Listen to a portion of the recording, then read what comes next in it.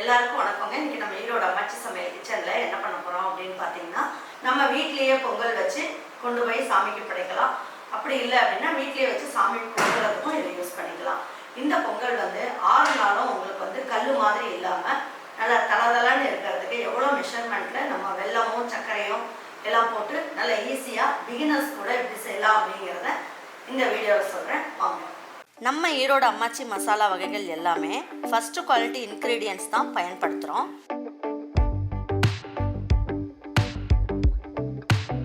வாங்குகிற பொருட்கள் எல்லாமே முறையாக ஜலிச்சு பொன் வறுவலாக வறுத்து சரியான பதத்தில் அரைக்கிறோம். அரைச்ச மசாலாவை நல்லா ஆற வச்சு மறுபடியும் ஜலிச்சு சரியான அளவில் பேக் பண்ணி உங்கள் வீட்டுக்கே சேஃப் அண்ட் செக்யூர்டாக டெலிவரி பண்ணுறோம்.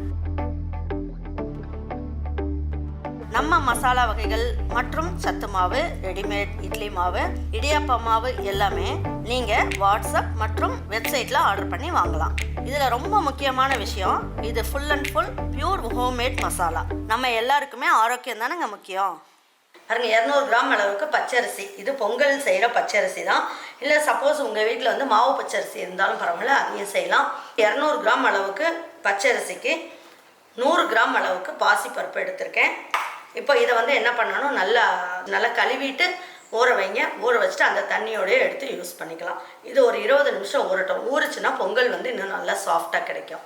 பாருங்கள், பச்சரிசியும் பாசிப்பருப்பும் நல்லா கழுவிட்டு ஊற வச்சுருக்கேன். ஒரு 20 நிமிஷம் நல்லா ஊறிடுச்சு. பருப்பும் நல்லா ஊறிடுச்சு, அரிசியும் நல்லா ஊறிடுச்சு. பாருங்கள், டேபிள் ஸ்பூனில் 2 ஸ்பூன் அளவுக்கு நெய் ஊற்றிக்கலாம். பாருங்கள், இதில் ஒரு 3 சில்லு அளவுக்கு தேங்காய் எடுத்து வச்சுருக்கேன். நல்லா பல்லாக கீறி வச்சுருக்கேன். இதையும் நம்ம என்ன பண்ணலாம், அந்த நெய்யிலே போட்டுடலாம். இந்த மாதிரி செய்யாதவங்களாக இருந்தால் கண்டிப்பாக இதே மெத்தடில் செய்யுங்க, ரொம்ப நல்லாயிருக்கும். இது வந்து ரொம்ப மொறுமொருலாம் வதக்கணும்னு அவசியம் இல்லை, லேசாக வதக்கினா போதும். பாருங்கள், தேங்காவை இந்த அளவுக்கு நெய்யில் வந்து வதக்கிட்டோம் அப்படின்னா நமக்கு நல்லாயிருக்கும். இப்போ நம்ம ஊற வச்ச பாசிப்பருப்பும் அரிசியுமே நம்ம கழுவி எடுத்து வச்சுருக்கோம். இதை எடுத்து இந்த நெய்யிலேயே போட்டுடலாம்.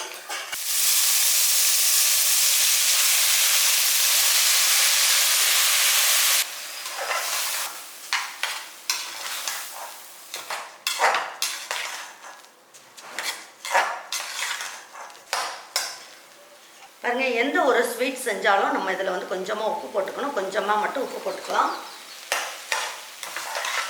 போட்டால் வெல்லத்தோட அளவு கம்மியாக இருந்தாலும் பொங்கல் வந்து நல்ல இனிப்பு சுவையாக கிடைக்கும். டேஸ்ட் நல்லாயிருக்கும். பாருங்கள், 1 கப் அரிசிக்கு 4.5 கப் அளவுக்கு தண்ணி ஊற்றிக்கலாம், சரியாக இருக்கும். நம்ம பாசி பருப்புக்கு தண்ணி எடுக்க வேண்டாம்.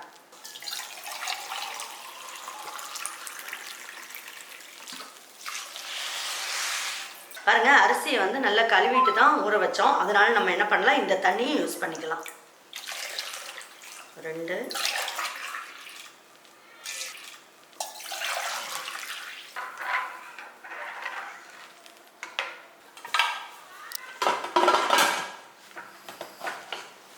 இப்போ 5 விசில் வந்துட்டு ஒரு 2 நிமிஷம் ஸ்லோ ஃப்ளேமில் வைக்கலாம். எப்படி இருக்குன்னு பார்ப்போம். பாருங்கள், கிலோ கணக்கு அப்படின்னு பார்த்தீங்கன்னா 3/4 கிலோ அளவுக்கு வெல்லம் எடுத்திருக்கேன். அப்படி இல்லைன்னா இதே கப்லேயே 1.25 கப் அளவுக்கு வெல்லம் எடுத்துக்கோங்க, சரியாக இருக்கும். இடித்த வெல்லத்தை இதில் அளந்து பார்த்தீங்கன்னா 1.25 கப் அளவுக்கு வெல்லம் எடுத்துக்கோங்க. நல்லா இடித்து எடுத்து வச்சுருக்கேன். இதை எடுத்து ஒரு பாத்திரத்துக்கு மாற்றிக்கலாம். நல்லா வெல்லத்தை இடிச்சிட்டோம் அப்படின்னா சீக்கிரமாக கரைஞ்சிரும். இதில் வந்து என்ன பண்ணலாம், 1/4 கப்போட கம்மியாக நீங்கள் தண்ணி ஊற்றிக்கோங்க. இந்த அளவுக்கு ஊற்றுனீங்கன்னா போதும்.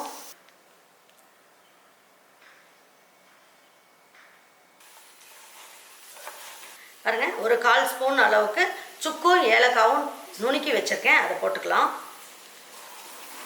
இந்த வெல்லம் வந்து கரைஞ்சால் மட்டும் போதும். நல்லா கெட்டிப்பாகு அந்த மாதிரிலாம் வரணும்னு அவசியம் இல்லை. இப்போ ஸ்டவ் ஆஃப் பண்ணிடலாம். நல்ல வெல்லம் கரைஞ்சிருச்சு. பாருங்கள், இது வந்து நல்லா கரைஞ்சிருச்சு. இப்போ ஸ்டவ் ஆஃப் பண்ணியாச்சு. ஸ்டீம்லாம் போயிடுச்சு. இப்போ எடுத்து பார்க்கலாம். ஸ்டீம்லாம் போனதுக்கப்புறம் தான் நீங்கள் ஓப்பன் பண்ணணும்.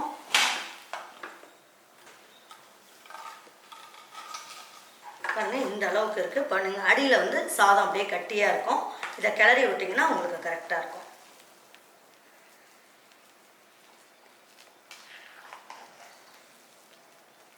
பாருங்கள், அடியும் பிடிக்கல, நம்ம ஊற்றின தண்ணியும் கரெக்டாக இருக்குது. இது பொங்கலுக்கு வைக்கிற பச்சரிசின்னு கேளுங்க. ரேஷன் பச்சரிசியாக இருந்தாலும் பரவாயில்ல, மாவு பச்சரிசி இருந்தாலும் பரவாயில்ல, உங்களுக்கு வந்து பொங்கல் நல்ல டேஸ்ட்டாக இந்த மாதிரி இருக்கும். இப்போ பாருங்கள், இது எல்லாமே இதில் ஊற்றிடலாம்.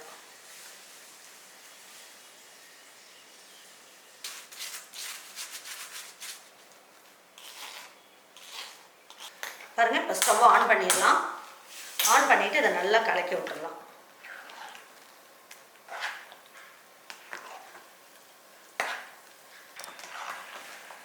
பாருங்கள், வெல்லம் போட்டதுக்கப்புறம் ஒரு 2 நிமிஷம் மட்டும் அடுப்பில் வைங்க. அதுக்குள்ளே நம்ம முந்திரி திராட்சை வறுத்து கொட்டிடலாம். பாருங்கள், இதில் 100 ml அளவுக்கு நம்ம நெய் போட்டுக்கலாம். பாருங்கள், உங்களுக்கு எந்த அளவுக்கு முந்திரி பருப்பு பிடிக்குமோ நீங்கள் போட்டுக்கோங்க. நான் வந்து ஒரு 15 முந்திரி பருப்பை 2 கட் பண்ணி வச்சுருக்கேன். இந்த முந்திரி பருப்பை நெய் காஞ்சதுக்கப்புறம் போட்டுக்கலாம்.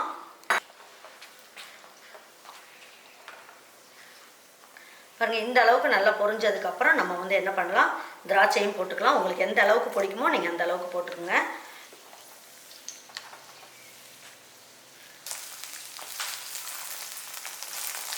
பாருங்கள், இப்போ நம்ம நல்லா கொஞ்சம் கொஞ்சமாக கிளறிக்கிட்டே நீங்கள் வந்து இந்த நெய்யை ஊற்றுனீங்க அப்படின்னா உங்களுக்கு எல்லாமே நல்லா இழுத்துரும்.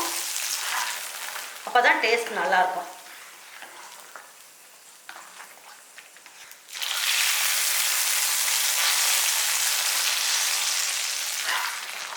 உங்களுக்கு பார்க்குறதுக்கு நிறைய நெய் இருக்க மாதிரி இருக்கும். ஆனால் நீங்கள் கொஞ்சம் கொஞ்சமாக கிளறிட்டு ஊற்றும் போது எல்லா நெய்யுமே நமக்கு வந்து இந்த பொங்கல் உறிஞ்சிரும்.